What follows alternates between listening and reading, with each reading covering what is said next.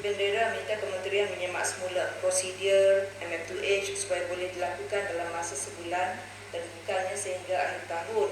Saya nak maklumkan di sini Yang Berhormat, program Malaysia Rumah Keduaku atau MM2H merupakan satu inisiatif kerajaan Malaysia sejak tahun 2002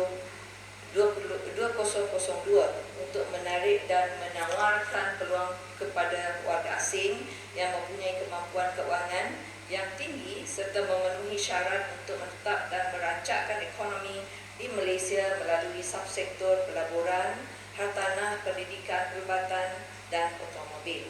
Warga asing yang berjaya menyertai program MM2H akan diberikan pas lawatan sosial dengan visa masuk berulang kali untuk tempoh 10 tahun dan boleh diperbaharui.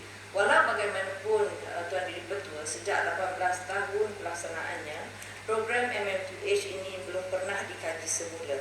Berikutan kawalan kemasukan warga negara asing ke negara sejak tempoh Perintah Kawalan Pergerakan ataupun PKP bermula 18 Mac 2020 yang lalu, kerajaan mengambil peluang untuk menjalankan kajian semula terhadap program ini. Oleh yang demikian, kerajaan telah memutuskan untuk program MM2H dibekukan buat sementara waktu bagi memberi peluang untuk kementerian, jabatan dan agensi yang berkaitan untuk mengkaji program MM2H secara komprehensif.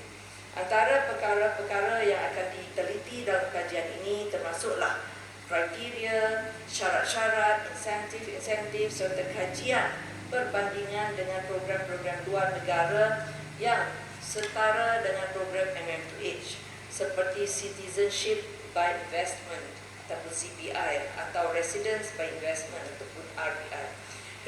Kerajaan juga yakin bahawa hasil kajian tersebut yang akan disinergikan dengan keperluan semasa program MM2H akan memberi manfaat kepada semua pemegang taruh yang terlibat termasuk syarikat berlesen MM2H.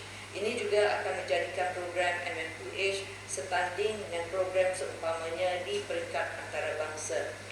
Seterusnya, Menteri, boleh kan? Menteri, minta penjelasan. Ya, saya mungkin Tanjung Malik. Ya, dia jawab bendera tadi. Okey, terima kasih Menteri, terima kasih Jabatan Tuan. Saya setuju dan saya sokong usaha kerajaan untuk menambahbaikan ataupun kaji semula projek MM2H ini. Cuma saya minta Menteri supaya jangan ada supaya polisi ini jangan bersifat retrospektif, iaitu permohonan-permohonan lama dari 2019. Saya dimaklumkan bahawa ribuan permohonan telah ditendang balik ataupun ditolak atas sebab kaji balik ini. Ini soalan pertama. Saya minta supaya jangan bersifat retrospektif lah. Kita kalau boleh selesaikan backlog yang ada. Yang kedua, saya juga ingin minta kementerian supaya membantu perunding MM2H ini sebab kalau tak silap ada lebih kurang 400 lebih syarikat perunding dan dari September 2019 hingga Disember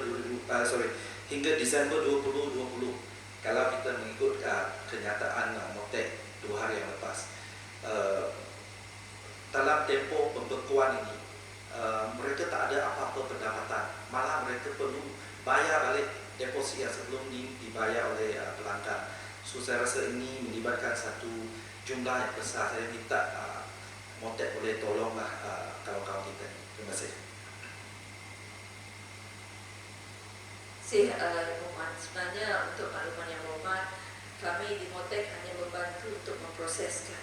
Namun begitu kita apa yang kita bincang di dalam Dewan Yang Mulia ini akan dicatatkan secara rasminya, maka kami akan kemukakan kepada kementerian yang bertanggungjawab, terutama sekali yang mempunyai undang-undang kuasa dari segi undang-undang untuk melihat secara keseluruhannya dalam bidang yang melibatkan MM2H ini.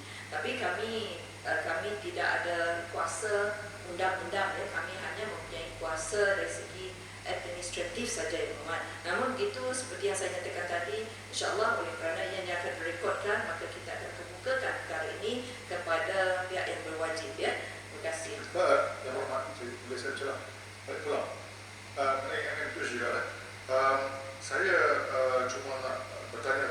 Menteri, apakah sebab-sebab ataupun isu-isu yang menyebabkan tindakan ataupun keputusan untuk membukukan semua permohonan application permohonan M2H daripada bulan September yang lepas sehingga bulan Mac tahun ini. Kalaulah ianya disebabkan ada beberapa peserta M2H yang dengan izin violating the law of the country, saya rasa itu patut ditangani dengan tindakan undang-undang ataupun enforcement penguasaan daripada kita ada 5-6 orang yang buat salah, kita ambil semua yang genuine application terpaksa kita tangguh.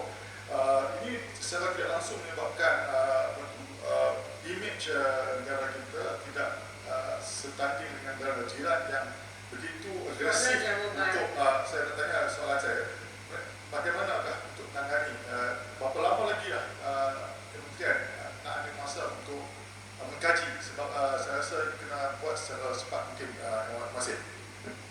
Terima kasih Muhammad kerana prihatin dalam perkara ini. Okey, pertama sekali apabila waktu PKP ini kita dapati isu yang berlaku di sini ialah apabila ada perkara-perkara yang tertentu perlu dikaji semula, dilihat ada kelemahannya, bukan kerana ada yang salah dari segi kriminal ke apa, tetapi ianya oleh kerana ianya telah menampakkan kelemahan dan peluang untuk kita menambah baik keraannya. Jadi di antara perkara-perkara yang kami teliti dan termasuklah kriteria seperti yang saya nyebutkan tadi, dan insentif serta kajian perbandingan dengan program-program luar negara, kita nak melihat perbandingan. Dan untuk makluman yang hormat juga, telah pun pada masa ini pun telah berlaku satu kajian, satu lab juga, kita daripada Motek bekerjasama dengan agensi-agensi ataupun kementerian yang lain untuk melihat dari segi secara keseluruhannya, dan pegawai-pegawai dari Motek telah membantu untuk memberi pandangan bagi pihak kita bagaimana kita boleh membantu untuk memperbaiki keadaannya. Jadi itu bukan hanya satu keputusan oleh Motek, kerana kami juga bekerjasama dengan agensi-agensi yang lain. Maka sebab itu, oleh kerana peluang ini adalah peluang terbaik untuk kita mengemaskini prosedur dan juga mungkin dari segi insentifnya, kriterianya, maka mungkin ianya akan menjadi satu program yang lebih komprehensif lagi, lebih efektif dan komprehensif, insyaAllah. Kerana kita tahu ini yang menjana satu projek yang boleh menjanakan ekonomi untuk